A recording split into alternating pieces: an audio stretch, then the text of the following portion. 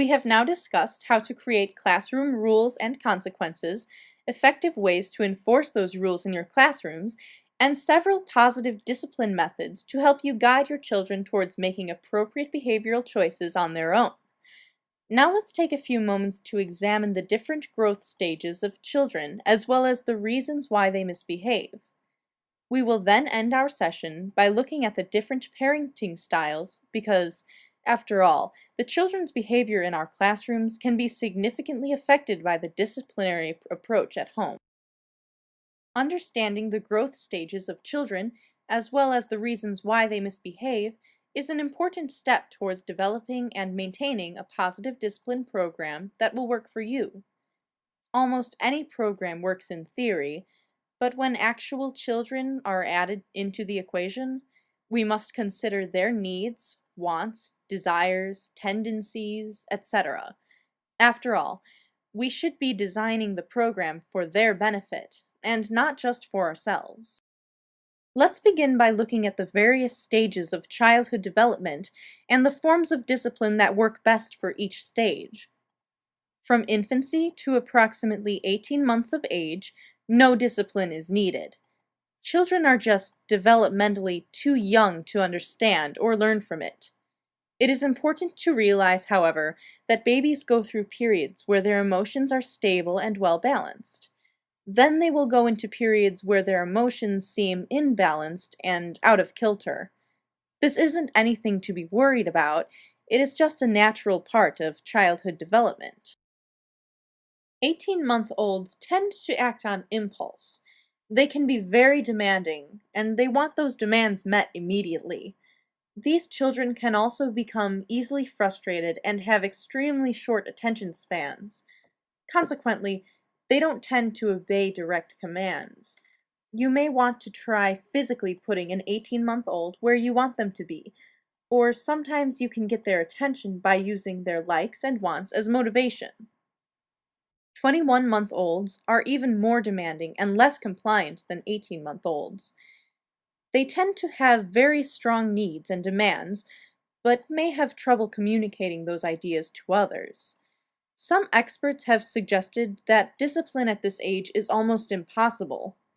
The best you can hope for is to survive it. Just be patient and know that this stage is normal. At 2 years of age, children enter into a calmer phase of their emotional development. They become less demanding and more adaptable. They also develop a liking for rituals, so take advantage of that when designing your rules and guidelines. When children reach 2.5 years of age, the calm phase is over. They tend to fluctuate between the extremes of aggression and withdrawal. They can be bossy, selfish, possessive, jealous, and very self-centered. They also become rigid and consequently won't tolerate change. During this phase of development, it's best to rely on routines and avoid questions that can be answered by no. At 3 years of age, most children reach another calm phase. They tend to get along with others and, more importantly, want to please others. They are enthusiastic and respond to a common sense approach. In this phase, it's best to use these things, enthusiasm and common sense, to help you succeed with positive discipline. 3.5-year-olds tend to be unsettled, insecure, and yet demanding. They do not adapt or compromise well, and they also tend to be fearful. They begin to enjoy conversing, but struggle with fine motor skills. Luckily for you, most children in this phase do much better with you than they do with their principal caregiver. Since change and adaptation is hard for them, it's best to keep everything straightforward and to simplify your transitions as much as possible. At about 4 years of age, children tend to become very energetic. They begin to test their own abilities against their peers and enjoy playing tricks and acting silly. 4-year-olds can be selfish, impatient, and loud, but they also love adventure. Be careful because during this phase, most children revel in upsetting adults, so try to keep your cool at all times. Keep your rules simple and straightforward, and enforce those rules consistently. Children also begin to understand bargaining at this age. When children reach the age of 5, they tend to calm down and become very friendly. Most children are quiet and well-balanced, but they also tend to only attempt those things that they know they can achieve. Most 5-year-olds want to be good, or at least want you to see them as good, so when they do something wrong, they have a hard time admitting to it, which means they don't always tell the truth.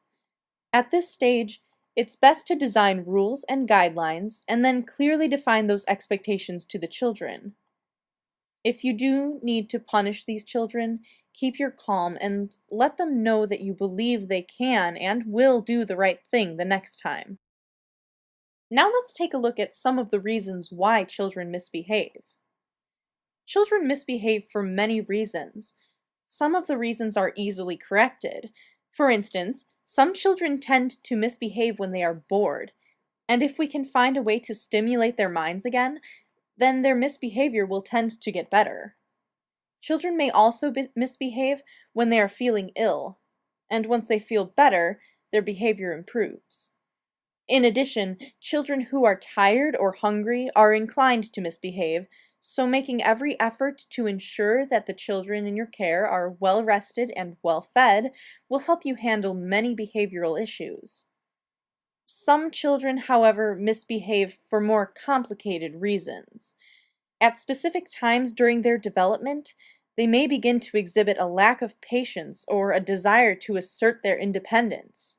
Anger issues may also arise in certain children, possibly due to the changes in their personal lives, and still, other children may act out from a lack of self-esteem.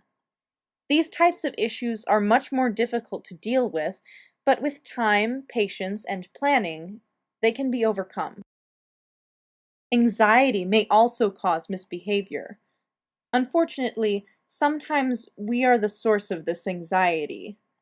If you ask children to do something that is inappropriate for their age, something that is just too difficult for them to achieve, they tend to act out. Consequently, it is important that you examine every one of your rules to see if it is age appropriate. Other children may act out to gain attention or love. If, in the past, children have received attention for misbehavior, they will tend to act out to receive it again. As you might imagine, it's important to break this destructive cycle as soon as possible, for love and attention should be a positive experience. Finally, confusion can cause misbehavior. If the rules at home and the rules in daycare do not agree, then children have a hard time processing this difference. This can be a very challenging problem since every parent is different. It isn't possible to set up rules and guidelines in your classroom that agree with every parent's rules. It will help, however, if you have an understanding of the different parenting styles. You may not be able to change your rules, but you can certainly help the children to accept the differences and navigate successfully within them. One note: though parenting styles are described as 3 distinctly separate types, in reality, most parents use a mixture of styles to parent. The 3 categories just make it easier for us to examine and discuss them. The first parenting style we will examine is the strict parent. A strict parent is demanding and does not allow their children to have any choices, discouraging independence, freedom, and individuality. For strict parents, it's all about conformity and tradition. Questioning is often viewed as talking back, and very little discussion takes place regarding rules or behavior. These parents tend to use corporal punishment, yelling, and threats in an attempt to enforce their rules and control their children. Children of strict parents tend to be followers because they have not been allowed to think for themselves. Unfortunately, these children may also have low self-esteem, be aggressive, and become defiant. Permissive parents, the second style of parenting, make very few demands on their children and have little to no rules or guidelines in place. Permissive parents duck responsibility and avoid becoming an authority, which usually results in them spending little time with their children. Thus, their children are left alone with nothing but freedom. Unfortunately, they have no guidance to help them. Children of permissive parents tend to be irresponsible and lack self-control. They also become very frustrated when things do not go their own way. In addition, most of these children remain immature because they've received little or no guidance from their parents. The third type of parent is the moderate parent. Moderate parents tend to use a more balanced style. They have high standards and firmly enforce their rules, but they also encourage freedom, independence, and responsibility. Moderate parents give their children choices, and then give their children guidance to help them make their choices. What's more, moderate parents encourage communication and compromise. Children of moderate parents are more likely to have high self-esteem, be independent, and become competent, responsible members of society. They will also be able to use compromise and self-control more effectively.